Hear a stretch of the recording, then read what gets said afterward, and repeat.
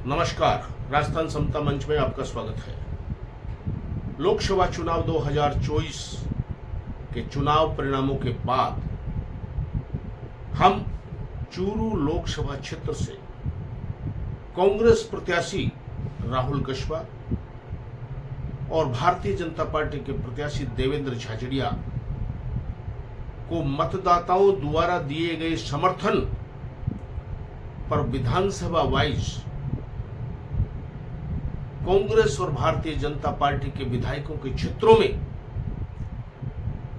3 महीने पहले जो विधानसभा चुनावों में निर्वाचित विधायक हुए हैं, उन्हीं के क्षेत्रों में 3 महीने बाद हुए लोकसभा चुनावों में जो मतदाताओं के निर्णय में परिवर्तन किया गया है, उस परिवर्तन के लिए विधायकगण या कांग्रेस के प्रत्याशी राहुल कस्वा या फिर भारतीय जनता पार्टी के प्रत्याशी देवेंद्र झाझड़िया या फिर दूसरे शब्दों में ये कहें कि अपने अपने विधानसभा क्षेत्र वाइज विधायकों की ताकत का आकलन भी इस चुनाव परिणाम में स्पष्ट नजर आता है। यह सही है कि विधानसभा और लोकसभा चुनाव में कुछ बेसिक परिवर्तन इतिहास में होते रहे हैं, लेकिन यह भी सही है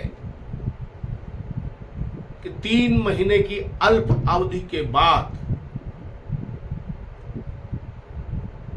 मतदाता जिस तरह का परिवर्तन करते हैं, उसमें उस संबंधित क्षेत्र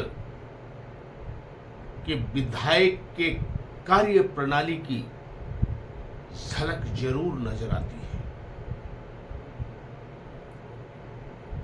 2009 में जब हाजी मकबूल मंडेलिया 2008 में चूरू विधानसभा क्षेत्र से विधायक बन गए और 3 महीने बाद उनके ही पुत्र रफीक मंडेलिया जब सांसद प्रत्याशी बनकर आए, तो फिर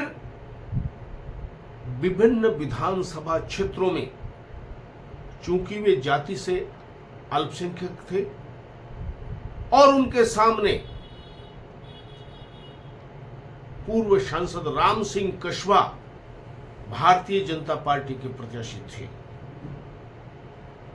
अगर चुनाव में सिर्फ जाति का ही असर देखने को मिलता तो यह निश्चित कहा जा सकता है कि चूरू लोकसभा क्षेत्र में रफीक मंडेलिया राम सिंह कस्वा जैसे प्रत्याशी के सामने मात्र 12,000 वोटों से चुनाव नहीं हारते, क्योंकि यही राम सिंह कस्वा 2004 के लोकसभा चुनाव में ताकतवर कांग्रेस के प्रत्याशी किसान समाज कहूं या जाट समाज के सबसे मजबूत और सबसे बड़े नेता स्वर्गीय चौधरी बलराम जाखड़ राम सिंह कस्वा के सामने 40,000 वोटों से शिकस्त नहीं खाते। तो ऐसे में इतिहास ये बताता है कि अल्प अवधि में विधायक के बाद होने वाले सांसदों के चुनाव में कुछ मुद्दे अलग हो सकते हैं, लेकिन ताजा चुने गए विधायकों का रिपोर्ट कार्ड भी स्पष्ट चुनाव परिणामों में नजर आता है। आज हम बात करने जा रहे हैं, चूंकि हमने सरदार शहर, रतनगढ़, चूरू, इन विधानसभा क्षेत्रों की चर्चा की। आज नौहर विधानसभा क्षेत्र के ऊपर हम ध्यान केंद्रित करते हैं। राजस्थान समता मंच जो आपके सामने राजनीतिक विश्लेषण रखता है,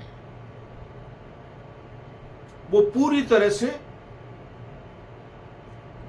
चुनाव परिणामों की जो सीट बोलती है, चाहे वो विधानसभा की हो और चाहे लोकसभा की हो, उसके आधार पर हम विश्लेषण करते हैं। साथ ही संबंधित विधायक और संबंधित लोकसभा प्रत्याशियों के अपने अपने एजेंडे और अपनी अपनी इमेज और अपनी अपनी पार्टियों का प्रभाव तो निश्चित रूप से रहता ही है। लेकिन दिगर बात तब हो जाती है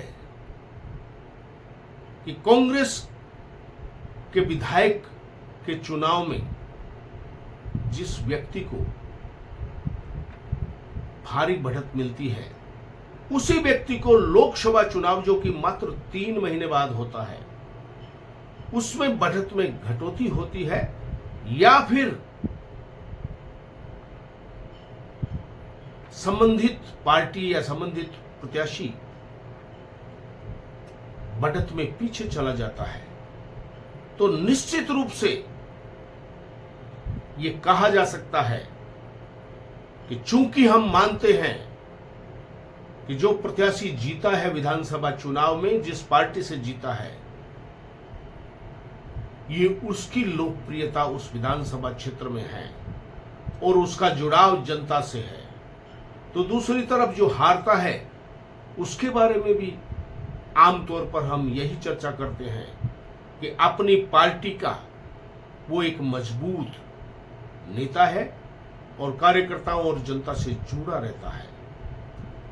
तो फिर जब बढ़त मिलती है तो पीठ थपथपाई जाती है संबंधित विधायक की या हारे हुए प्रत्याशी की। तो जब घटत मिलती है तो संबंधित विधायक या संबंधित हारे हुए प्रत्याशी की जिम्मेवारी क्यों नहीं बनती?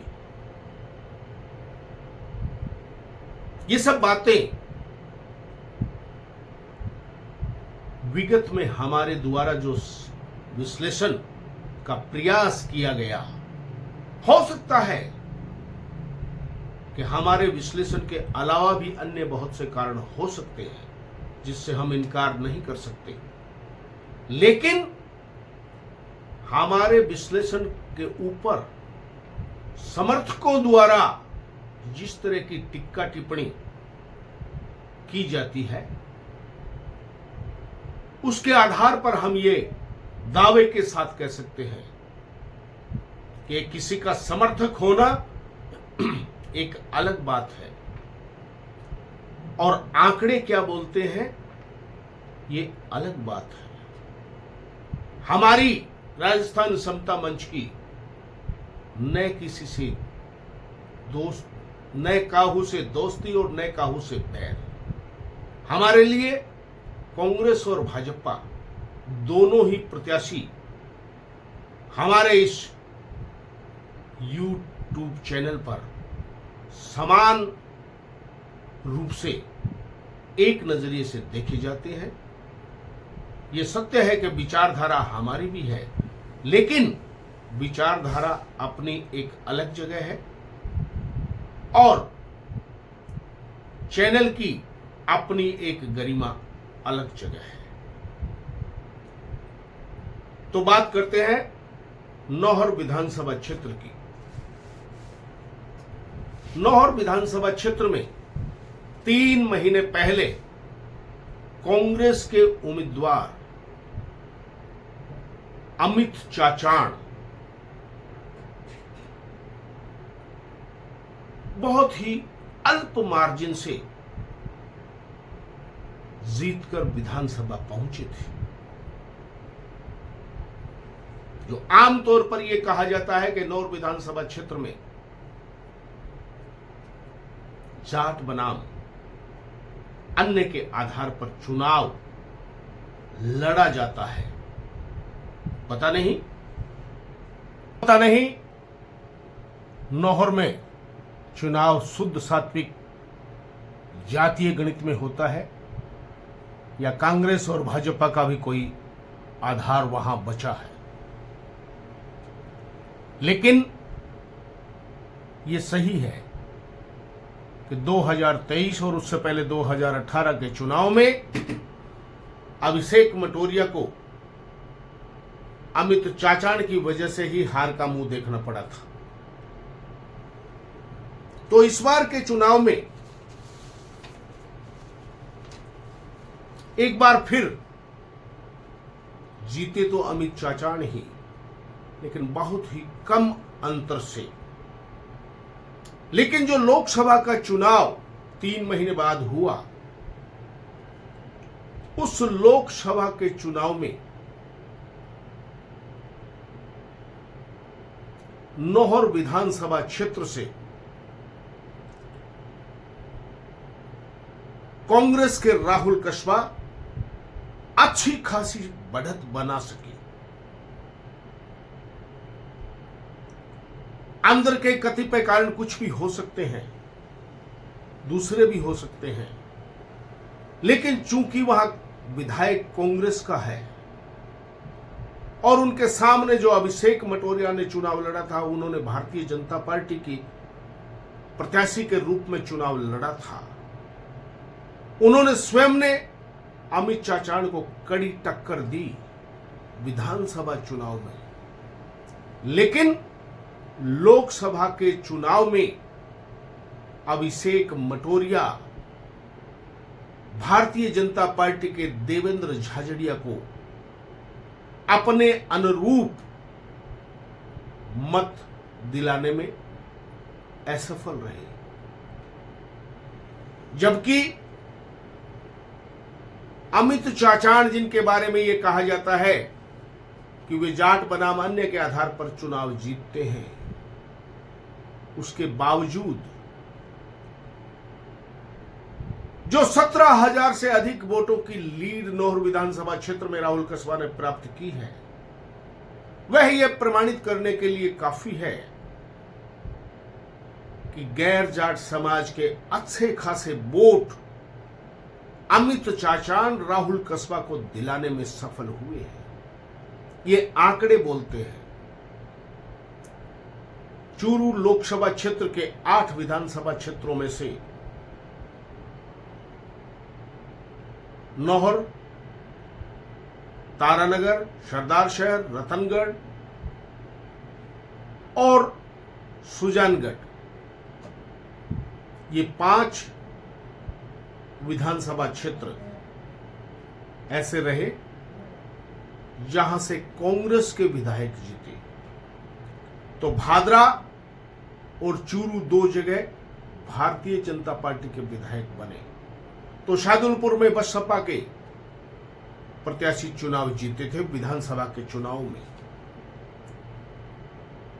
ऐसे में राहुल कस्बा के लिए अमित चाचाण की मेहनत निश्चित रूप से रंग लाई है और राहुल कस्बा का स्वयं का भी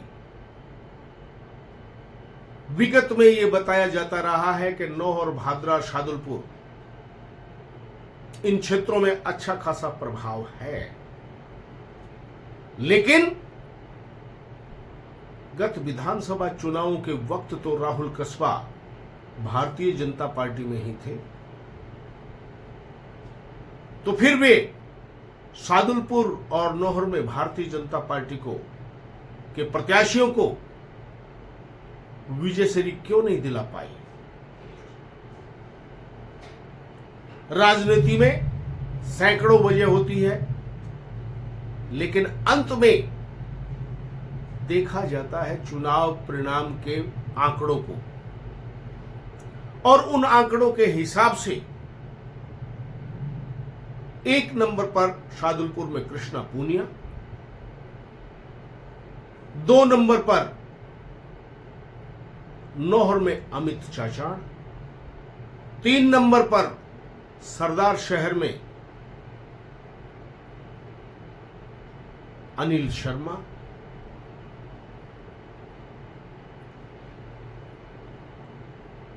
और मेरे ख्याल से अनिल शर्मा चौथे नंबर पर है। 3 नंबर पर चूरू, जहां से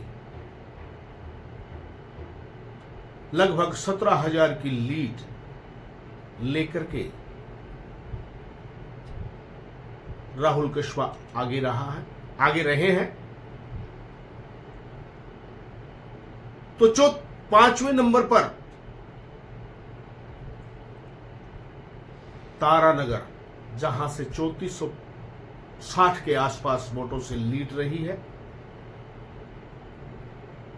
तो 6ठे नंबर पर सुजानगढ़, जहां से 2,500 वोटों की लीड राहुल कश्यप को मिली है। ऐसे में यह कहा जा सकता है कि कांग्रेस के विधायकों में अमित चाचाण, अनिल शर्मा, मनोज मेघवाल इस लोकसभा चुनाव में अपने क्षेत्र में बाजी मार गए, और नरेंद्र बुडानिया, ये 4 विधायक लीड के साथ आगे रहे। तो पूर्व विधायकों में कृष्णा पूनिया ने इन सबको पछाड़ते हुए 25,000 से अधिक वोटों की लीड राहुल कश्यप को दिलाने में सफल हुई। लेकिन भादरा, जहां से भारतीय जनता पार्टी के प्रत्याशी हैं, वे लीड प्राप्त करने में सफल रहे। रतनगढ़ विधानसभा क्षेत्र एकमात्र ऐसा क्षेत्र रहा जहां से कांग्रेस के विधायक हैं भूषाराम गोदारा, फिर भी भारतीय जनता पार्टी पीछे आई है। जबकि चूरू और शादुलपुर में कांग्रेस का विधायक नहीं है, उसके बावजूद भी कांग्रेस ने अच्छी खासी लीड प्राप्त की है। नौहर विधानसभा क्षेत्र में एक और नई बात गत विधानसभा चुनावों के दौरान